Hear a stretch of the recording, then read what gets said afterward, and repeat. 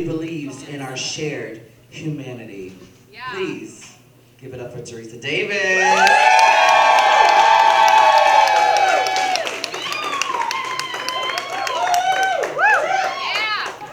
Oh, somebody tried to throw money at my head and it went down the drain. They'll get it. They'll get it. They'll get it. All right. I have so many things happening right now. I'm so tired, but at the same time, I'm so happy to be here. And I'm blind, but I can't see. But America. Guys are fucked up. All right. So I'm gonna take liberty. I'm gonna do this thing here, which makes me feel things, and then we're gonna do this other thing that makes me feel other things. I don't know if y'all know this about me, but I'm kind of gay.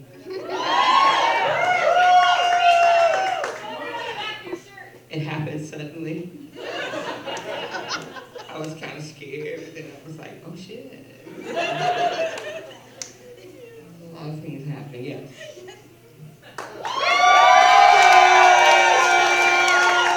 So sometimes as a writer, I get stuck and I challenge myself. I'm a word nerd, and so I'll like deep dive into dictionary.com weird ass word of the day, right? And maybe. Maybe you should come and try to beat me in Scrabble. I have a Scrabble club, y'all. I made a Scrabble club just so I can invite people over so I can beat them at Scrabble. It happens every third Saturday of the month. In fact, if you come to the Arts Exchange this Saturday, I will kick your ass at Scrabble, and then you can hang out and go to the head-to-head dad joke slam because I'm also producing that show as well. See, now y'all got me distracted and shit. Okay, so, fabular. I love this word. Fabular is an adjective. It is to tell a story exaggerated, like in the form of a fable. Okay? The way I saw it, she walked right in. Okay, no, she didn't walk. She kind of sauntered, maybe a swagger, rolling her hips in that way, or maybe she strolled like she could care less, but you could tell she cared a lot. Anyway, she walked, sauntered, strolled in like she owned that place, or at the very least her space in that place, and I swear, I ain't never seen nobody enter a room the way she did, not a care in the world, rolling her hips. And then she stood perfectly still. Okay, maybe she moved just a little, but she was perfectly still in that way. You knew something was going to happen, and it might be scary, but you really wanted to see. She stood perfectly still, kinda, and looked at everybody like they owed her money and they best be ready to pay up. And then she made eye contact with this woman. She was a beautiful woman. The way she blushed when their eyes locked. She only blushed in her eyes when that woman looked at her the way she did.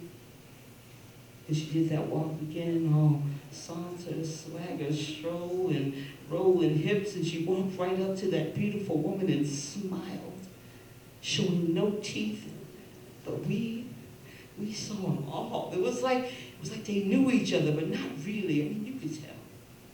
I mean, there was chemistry. It was everywhere. It kind of bounced around the room. It got on everybody in the walls, and she didn't mind, and we didn't matter. Then the woman, she plunged her hand in her chest, put her hand right into her chest, and it was magical. The way she just pulled it out. She just pulled it out. She reached inside and pulled her heart out and just handed it to this beautiful woman like it was normal. Like people just walk around all saunter, swag, stroll, rolling their hips, not a care in the world, perfectly still but moving, all smile, no teeth, eye contact, and chemistry, bouncing around the room, plunging their hand in their chest, and just pulling their heart out and handing it to a beautiful woman. People do that every day. Like magic. Like normal. Then she said 3 words. She just handed her heart to this beautiful woman and offered 3 words. She said, this is yours. She said it just like that. This is yours. Only 3 words in her heart. She just handed her heart and 3 words to a beautiful woman, and the woman smiled. Blushing in her eyes, she smiled and simply said, thank you. She said it just like that, holding that heart in her hand, and she tucked it inside of her own. And I tell you, I ain't never seen no shit like that before.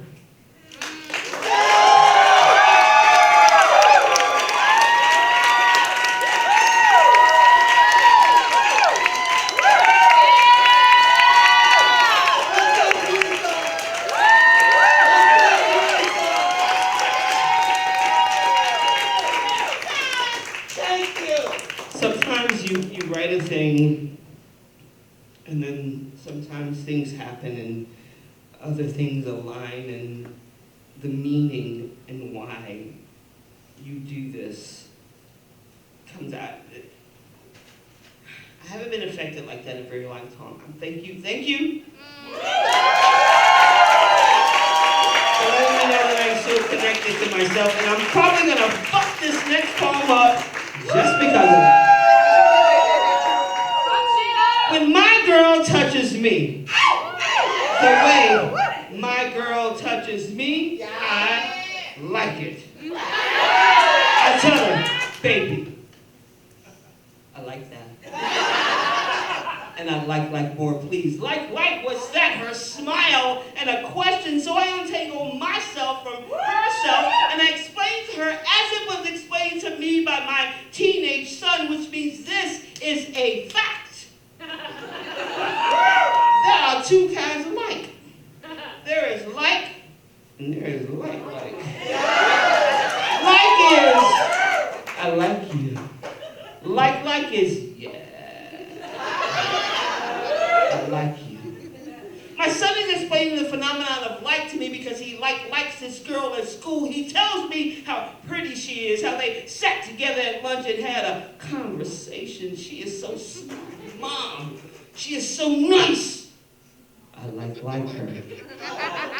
My heart swells and crashes, partly because he is more like me than I imagined, mostly because he is more like me than he knows, because I, too, am a sucker for a pretty smart, nice girl who eats food and has conversation. But I also sweep up the shards of my heart every time a girl breaks it, and my son will have his heart broken a lot. He is just like his mother. And I want to warn him. I want to explain what the hopeless and hopeless romancing really means, but I really don't believe it. I mean, I refuse to believe that romance, in love, or like is hopeless, and I love the way his face breaks open when he talks about sharing ideas with this girl that he likes. I mean, he wants to make her art. And I don't care that he uses all of my supplies. He wants to give her art, and he plus art is his heart, and she will break it. And when it happens, we will cuddle on the couch, commiserate, eat comfort food. I will have ice cream. He will eat those Cheetos that bear no resemblance to any color on a wheel, but we will hold each other up the way he held me up, like when heartbreak just meant, why is my mom so sad? Let's go. And when he comes home from school, tells me this girl refused his gift, he will call him so stupid. He will call his hard work, his consideration, his art junk. He will ask me if there was some way he could have known that she didn't like him the way he liked her, and I will ask if I can have his heart, his art. Remind him that I like him the way he is just fine, but I wonder, will this jade him? And before I get too lost in that thought, he tells me about the girl who sits next to him in science. She is so pretty, Mom. I like her, not like, and I think, oh my boy. like her son.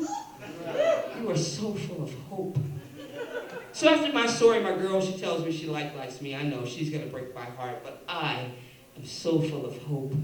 I am just like my son. So I just smile back at her. I tell her, baby, I like you too. And I like